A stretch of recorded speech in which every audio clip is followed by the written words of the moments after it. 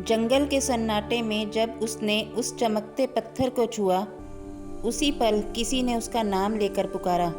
अगर एक पत्थर आपसे बातें करने लगे, तो क्या आप उसे छोड़कर भागेंगे या उसकी सच्चाई जानेंगे? एक गरीब लकड़हारा और एक पत्थर, जिसने उसकी पूरी जिंदगी बदल दी। माधव अपने आप से बुदबुदा रहा था, लगता है आज फिर देर तक पत्थर तोड़ने पड़ेंगे। गांव में निर्माण का काम तेज हो गया है और मेरे पास काम ही एक सहारा है। यह सोचते हुए माधव एक गरीब लेकिन ईमानदार पत्थर तराशने वाला पहाड़ी की ओर बढ़ चला।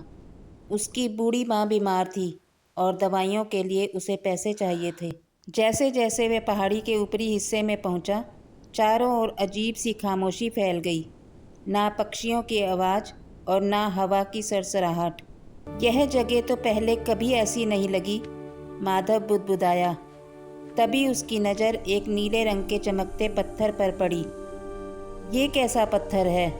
इतनी रोशनी, जैसे अंदर कोई जान हो। जैसे ही उसने पत्थर को छुआ, एक गंभीर आवाज़ गूंज उठी। जो सच से डरे वह लौट जाए, जो सत्य अपनाए वही आगे बढ़े। माधव डर गया और हाथ पीछे खींच लिया। मैं पागल तो नहीं हो गया, या यह पत्थर सच में कुछ कह रहा है?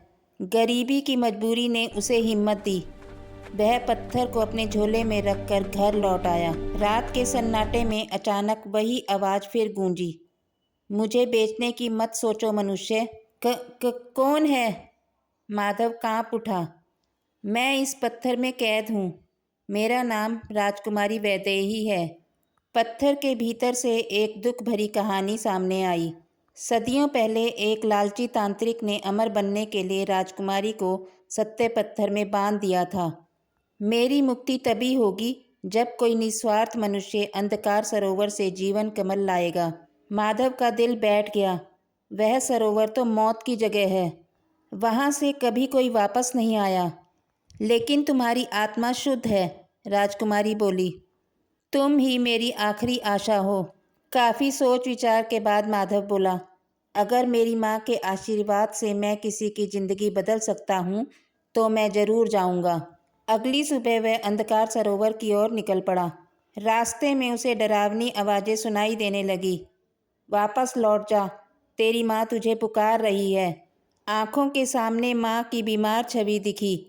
माधव के पैर काँप गए। तभी एक वृद्ध साधु प्रकट हुए। वत्स, ये सब भ्रम है। सत्य की राह पर आंखें नहीं, मन बंद करके चलना पड़ता है। जब सरोवर पहुँचे तो अपनी आंखें बंद रखना, सिर्फ दिल की सुनना। अमावस्या की रात माधव सरोवर के किनारे पहुँचा। आंखें बंद थी, चारों ओर डरावनी हंसी गूंज रही थी। तभी एक राक्षसी स्वर सुनाई दिया, अगर जीवन कमल चाहिए तो इस प्रश्न का उत्तर दे। वह क्या है जो सबके पास है लेकिन कोई देख नहीं सकता, और जो खो जाए तो इंसान जीवित होकर भी मर जाता है? माधव ने गहरी सांस ली। राजकुमारी की आवाज़ दिल में गूंजी, सत्य।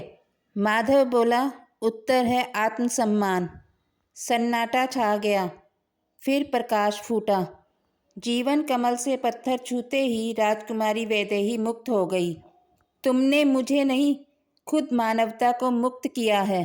राजकुमारी ने माधव को धन, सम्मान और माँ के लिए औषधि दी। लेकिन माधव ने सिर्फ इतना मांगा, मेरी माँ स्वस्थ हो जाए और मैं ईमानदारी से जी सकूं। राजकुमारी मुस्कुरा दी। जो व्यक्ति डर, लालच और भ्रम से ऊपर उठकर सत्य और निस्वार्थता को चुनता है, वही सबसे बड़ा विजेता होता है। कभी कभी किस्मत धन देखकर नहीं, नियत देखकर दरवाज़ा खोलती है। और याद रखना, हर चमकता पत्थर कीमती नहीं होता, लेकिन हर इंसान ईमानदार इंसान ज़रूर होता है। यदि आपको हमारी ये कहानी अच्छी लगी हो तो इसे लाइक करें और शेयर करें।